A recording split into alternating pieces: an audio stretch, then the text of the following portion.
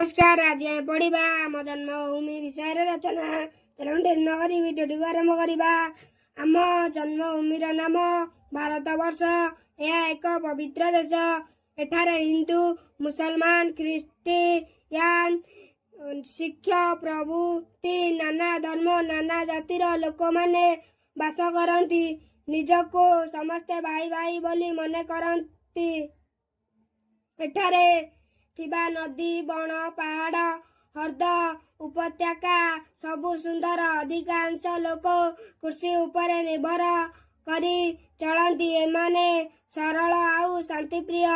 ए देश रे बहु मुनि ऋषि महापुरुष जन्म ग्रहण करिसंती।